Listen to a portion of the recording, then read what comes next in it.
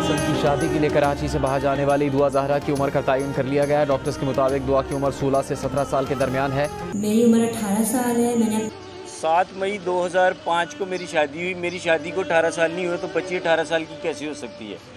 آپ سوچے 2 مہینے بچی نہ ملے تو آپ کیا کریں گے؟ میں یہ سوچتی تھی ملے گی، میں اس کو پیار کروں گی، گلے لگاؤں گی۔ انہوں نے اس کو ہاتھ بھی نہیں لگانے دیا اور دیکھنے تک نہیں دیا۔ بار بار جب وہ دیکھنے لگتی تھی تو سر نیچے کر لیتے تھے اور اس کو کہتی تھی سامنے نہیں دیکھو، نیچے دیکھو۔ مطلب ماں باپ کو دیکھنے نہیں دیا انہوں نے۔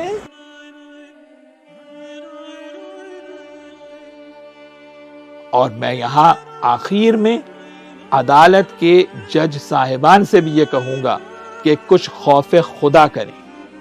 ایک وہاں پر بھی اللہ کی عدالت ہے۔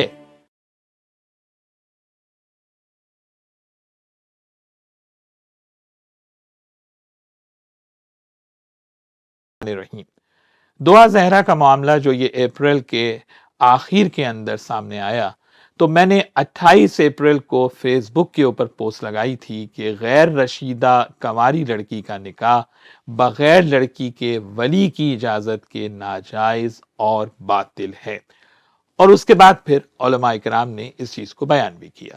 میں مسلسل فیس بک اور ٹویٹر پر گزارشات پچھلے 2 ماہ سے پیش کر رہا ہوں اس سلسلے میں۔ حقیقت تو یہ ہے کہ کوئی بھی باشعور پاکستانی اس معاملے سے غافل نہیں ہے۔ میں یہاں پر دعا زہرا کے والد کو اس ظلم کے خلاف آواز بلند کرنے پر خراج تحسین پیش کرتا ہوں اور ان کی ہمت کو داد دیتا ہوں کہ انہوں نے ہمارے معاشرے کے اس فرسودہ فکر کے جناب عزت کے لیے خاموش ہو جائیں، اس کو انہوں نے نہیں فالو کیا، بلکہ انہوں نے ظلم کے خلاف آواز کو بلند کیا۔ اور یاد رکھیں، ظلم پر خاموش ہو جانا عزت نہیں ہے، بلکہ ظلم کے خلاف آواز بلند کرنا انسان کے لیے عزت کا باعث ہے، اور میں دعا زہرا کے والد کے لیے دعا گو بھی ہوں۔ اس کے بعد جو کچھ اس سلسلے میں ہوا تو ایک گزارش میں یہاں آج کرنا چاہتا ہوں کہ نادرہ کے ادارے کو حکومت پاکستان کو اب بند کر دینا چاہیے، کیونکہ وہ ادارہ کہ جس سے جاری کردہ برتھ سرٹیفکیٹ ہماری عدالت تک میں قابل قبول نہیں ہے، تو ایسے ادارے کو حکومت نے کیوں رکھا ہوا ہے؟ بند کریں ایسے ادارے کو۔ ہزاروں ملازمین اس میں کیوں رکھے ہوئے ہیں؟ لاکھوں روپے تنخواہیں ان کو کیوں دی جاتی ہیں؟ دیکھیے، شناختی کارڈ اور برتھ سرٹیفکیٹ بنانے کی فیس عوام سے کیوں لی جاتی ہے جب یہ ہمارے ملک کی عدالت ہی میں وہ قابل قبول نہیں ہے؟ یعنی دعا زہرا کے والد جو اپنا میرج سرٹیفکیٹ دکھا رہے ہیں میڈیا کے اوپر، اور عدالت میں بھی انہوں نے دکھایا کہ میری شادی کو 18 سال نہیں ہوئے، اور وہ کہتے ہیں کہ میری بیٹی کیسے 18 سال کی ہو سکتی ہے، یہ کیسے ممکن ہے؟ اور وہ جج ان فیکٹس کو ماننے کو تیار ہی نہیں ہے۔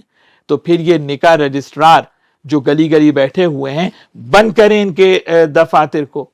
جب اس نکاح کی رجسٹریشن کو ملک کے ادارے ہی نہیں مانتے تو پھر اس نکاح رجسٹرار کا اور اس رجسٹریشن کا کیا فائدہ ہے؟ جو نادرہ سے برتھ سرٹیفکیٹ ایشو ہوا ہے اس کو جناب عدالت نہیں مان رہی، اور کیا کہہ رہے ہیں کہ جناب وہ جو میڈیکل رپورٹ ہے اس کے مطابق بچی کی عمر 17 سال یا 18 سال ہے۔ تو میرا خیال ہے اب ملک کے اندر جب جاب لینے کے لیے کوئی جاتا ہے اور اپنی ایج اسے پروف کرنا ہوتی ہے کہ وہ کتنی ہے، تو برتھ سرٹیفکیٹ دکھانے کی بجائے کسی ڈاکٹر کے پاس جائے اور اس سے اپنی ایج کا سرٹیفکیٹ لے کر آئے۔ برتھ سرٹیفکیٹ کو تو اب ختم کر دینا چاہیے۔ اور اگر نادرہ کا بنایا ہوا برتھ سرٹیفکیٹ جو ہے وہ مانا جاتا ہے تو کیسے عدالت نے اس کے مطابق فیصلہ نہیں دیا اور اس کو ریفیوز کر دیا؟ دیکھیے، جب ایک ریاستی ادارے کے ڈاکومنٹ کو دوسرا ریاستی ادارہ ماننے کو تیار نہیں ہے، اس کا معنی یہ ہے کہ ایک ریاست کا تصور ہی ہمارے یہاں نہیں ہے، کوئی قانون ہی ملک میں ایگزسٹ نہیں کرتا۔ میرا خیال ہے ایک ہی چیز کا قانون ہے بس، کہ جہاں پر جس کو پیسے مل جائیں وہ اسی کے حساب سے وہاں پر قانون کو بنا لیتا ہے۔ انفارچونیٹلی، افسوس کے ساتھ مجھے یہ کہنا پڑتا ہے کہ جو حالات نظر آ رہے ہیں۔ آپ دیکھیے کہ اس بچی دعا زہرا کے والد اپنا میرٹ سرٹیفکیٹ دکھا رہے ہیں وہ بھی نادرا کا بنا ہوا ہے.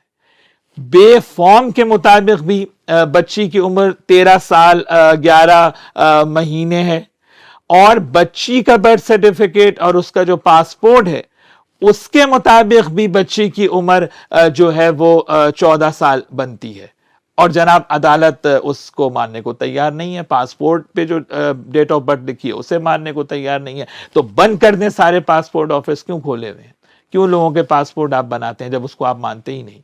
تو پھر ایئرپورٹ پر ڈاکٹرز کو بٹھا دیں کہ وہاں پر ڈاکٹرز ایج کا تعین کریں اور اس کو طے کریں. یعنی ان سارے فیکٹس کے باوجود کیا آنکھوں پر پٹی بندھی ہوئی ہے جو ہمارے ملک کی عدالت کو اور ججز کو کچھ نظر ہی نہیں آ رہا ہے کہ کس طرح سے اس بچی کے اوپر ظلم ہو رہا ہے اور ان بچوں کے والدین کس اذیت کے اندر اس وقت ہیں؟ تو میرا خیال ہے کہ جو آنکھوں پہ پٹی بندھی ہوئی ہے, افسوس کے ساتھ میں کہوں گا کہ یہ نوٹوں کی پٹی ہے جو ان کی آنکھوں پر بندھی ہوئی ہے, اور جو گینگ اس اغوا میں ملوث ہے اوپر سے نیچے تک سب کو انہوں نے خریدا ہوا ہے کہ کسی کو یہ سارے فیکٹس نظر نہیں آ رہے اور کوئی حق اور سچ بات کہنے کے لیے تیار نہیں ہے. اور یہ بھی میں یہاں پر بتا دوں کہ کوئی فرق نہیں پڑتا اس سے کہ یہ بچی دعا زہرا ہے. اگر یہ دعا زہرا نہ ہوتی, دعا عثمانی ہوتی, دعا صدیقی ہوتی, یا ان کے والد کاظمی کی بجائے عثمانی یا صدیقی ہوتے, تب بھی ہمارا یہی موقف ہوتا. انتہائی قابل مذمت ہیں وہ لوگ بھی جو اس کو مذہب اور فرقہ واریت کی طرف لے کے جاتے ہیں. یہ کسی مذہب یا فرقے کا مسئلہ نہیں ہے میرے بھائی, یہ انسانیت کا مسئلہ ہے. خدا کے لیے بیدار ہوں, حق کے لیے بات کرنا سیکھیں. آج اگر اس بچی کے لیے ہم نے مصلحتاً آواز بلند نہیں کی تو یاد رکھیں کہ اس ظلم سے پھر ہمارے معاشرے کے اندر کوئی محفوظ نہیں رہے گا. اور اگر ایک لمحے کے لیے مان بھی لیا جائے کہ مثال کے طور پہ بچے غلطی کرتے ہیں, یہ جس طرح سے یہ گیمز وغیرہ آج کل کھیلے جاتے ہیں اس سے جناب نامحرموں سے انٹریکشن ہو جاتا ہے بچیوں کا, ایک لمحے کے لیے اگر فرض کر لیں کہ کوئی بچی اس طرح سے غلطی کرتی بھی ہے, میں دعا زہرا کی بات نہیں کر رہا ہوں, یہ تو ہے ہی اغوا کا معاملہ, میں ایک جرنل بات کر رہا ہوں. تو اگر کوئی بچہ غلطی کرتا ہے تو یہ کس قانون اور مذہب میں لکھا ہوا ہے کہ ماں باپ کو اس بچے سے ملنے سے یا اس بچی سے ملنے سے روک دیا جائے؟ کس قانون کے تحت آپ ماں باپ کو جو ہے وہ بچے سے جدا کر سکتے ہیں کہ وہاں عدالت کے اندر اس کی ماں بیچاری دعا زہرا کی رو رہی ہے کہ میری بچی کو لے کر جا رہے ہیں اور مجھے ملنے نہیں دیا جا رہا, مجھے دیکھنے نہیں دیا جا رہا.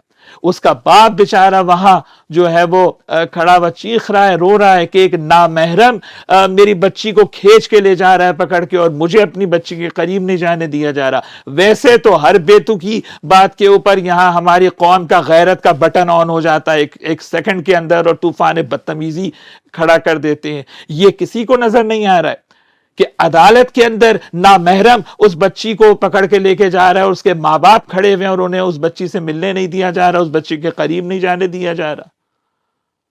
اور میں یہاں آخر میں عدالت کے جج صاحبان سے بھی یہ کہوں گا کہ کچھ خوف خدا کریں.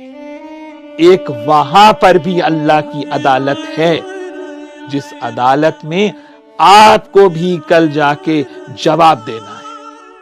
یہ مافیا سے ڈرنے کی بجائے خدارا اللہ سے ڈریں, حق اور سچ کا ساتھ دیں, ورنہ یاد رکھیں ہمارے معاشرے میں اس ظلم سے کوئی بھی پھر محفوظ نہیں رہے گا.